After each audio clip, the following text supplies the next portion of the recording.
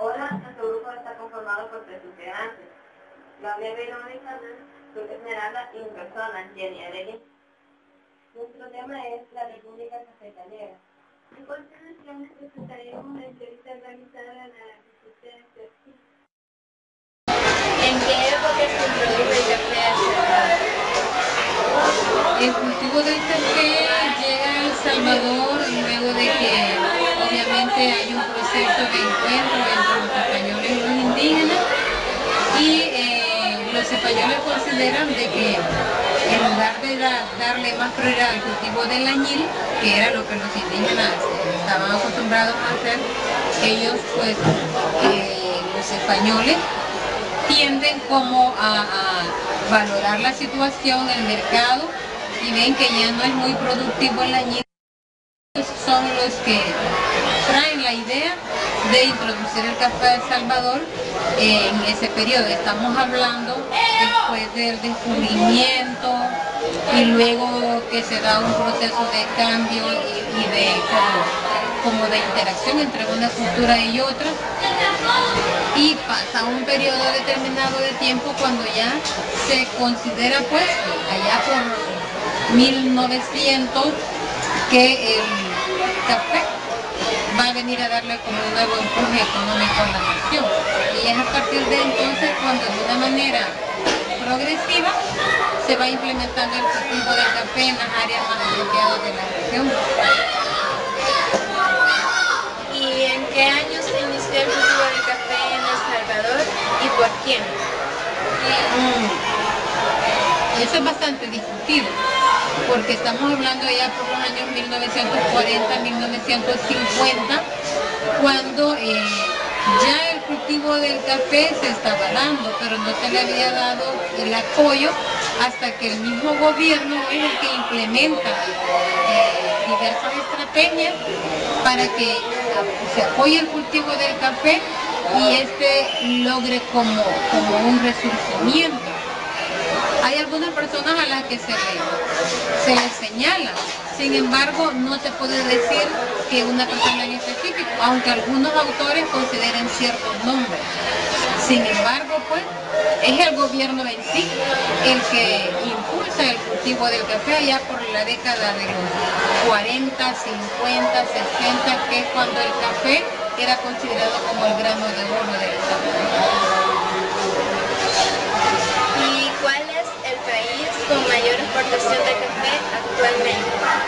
Bueno, en la actualidad en América Latina el país que sobresale en eso es Brasil, y es uno de los cuales ha tenido mucho que ver con que el café salvadoreño haya bajado de precio, en vista de que ellos cultivan un café con mayor calidad.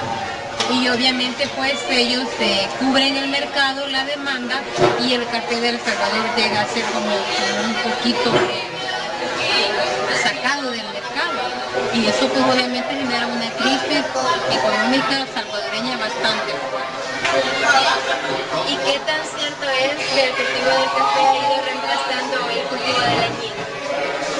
Eso es lo que la historia maneja, que El Salvador en algún momento, cuando ya estaba gobernado por los españoles, ellos deciden ya abolir ese cultivo y reemplazarlo por el café, en vista de que ya habían en Europa otro tipo de tintas, mayor variedad, sintéticas a más bajo costo, y porque el añil ya no daba la demanda económica suficiente, y se procede mejor a apoyar el cultivo del café. ¿Y en qué década el café tuvo un gran impulso en su cultivo?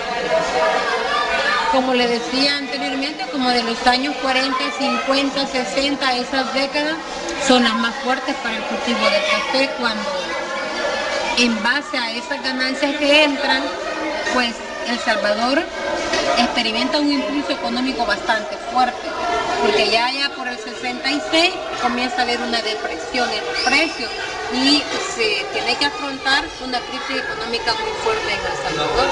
Pero en los años anteriores a ellos, sí, El Salvador experimentó un fuerte crecimiento y un gran desarrollo en vista pues de las ganancias que daba el cultivo del café.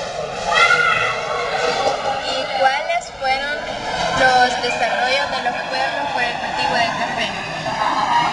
Pues lo que se invirtió en lo que se refiere al área social fue en carreteras, hospitales, escuelas, implementar los servicios básicos, mejorar las vías de acceso, y todo esto pues venía obviamente a favorecer a los más desposeídos, y hubo algunos presidentes que incluso echaron a andar programas de vivienda para ayudar a la gente, que era la misma gente del pueblo la que apoyaba el cultivo del café. Y ahora nos puede decir por qué El Salvador es llamado como República Cafetalera.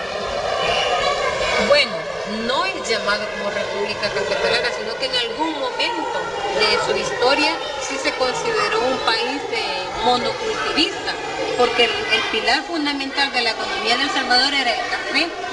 Sin embargo, cuando ya se da esta depresión, pues tiene que abrirse a otros cultivos. En ese periodo fue una república cafetalera, pero ya en la actualidad pues ya no, ya este título ya no va con El Salvador. ¿Y cuáles eran los terratenientes que tomaban la oligarquía cafetalera? Pues obviamente eran los dependientes de los españoles, y algunos historiadores consideran que algunos norteamericanos vinieron a invertir, pero sí, los criollos fueron los que tomaron la iniciativa y ellos conformaron las familias oligárquicas, que eran las que controlaban los procesos de producción del café. Muchas gracias, espero les hayan puesto atención a las preguntas y puedan aprender un poco de su respuesta. Para servirle.